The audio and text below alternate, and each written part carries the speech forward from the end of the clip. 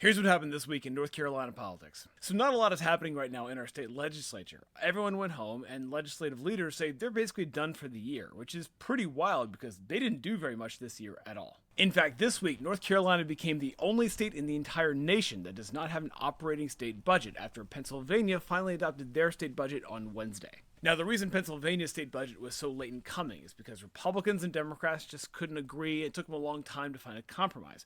But that's not the case here. In North Carolina, Republicans control both chambers of our state legislature, so Republican leaders of our state House and Republican leaders of our state Senate just can't agree on what they wanted to do, and instead of finding a compromise, they just quit and went home. Now, speaking of things that are bad for North Carolina, let's talk about Dan Bishop. Now, of course, last year, Dan Bishop lost his race for North Carolina Attorney General against Jeff Jackson, but before that, he's a Republican congressman and state senator. And Dan Bishop has a long history of being one of the most extremist politicians in North Carolina, which is saying something. For those of you who have been around for a little while, Dan Bishop was literally the guy who wrote the bathroom bill. After losing to Jeff Jackson last year, Dan Bishop was given a job on the Trump administration in D.C., but now he's back, and Bishop will now be the interim U.S. Attorney for the Middle District of North Carolina. It's a very high-profile job for Dan Bishop, but not the one he wanted. Also in the legal stuff, this week Donald Trump issued presidential pardons to two North Carolinians, former Congressman Mark Meadows and Sidney Powell, two of his advisors who helped Trump try to overthrow the 2020 election. The whole thing gets really complicated, but to summarize, after Trump lost the 2020 election, Powell and Meadows were the center of this plot to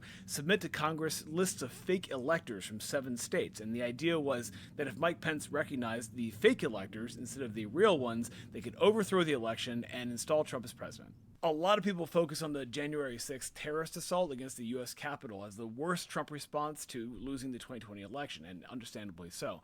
But in a lot of ways, the fake electors thing was actually even worse because it was a legal plot to overturn the election. And now everyone involved got a Trump pardon and will face no consequences at all. We learned this week that the Trump administration is sending the Border Patrol and ICE into Charlotte. Apparently no one's told any city leaders or even the governor about any of their plans, which is definitely what you do with a legitimate law enforcement operation. More than anything, this is pure political performance. Remember, conservatives hate Charlotte. They love the idea of doing a little tyranny there and sending some masked federal agents to harass people, so be careful and stay alert. Stay safe out there, stay warm, and have a good weekend.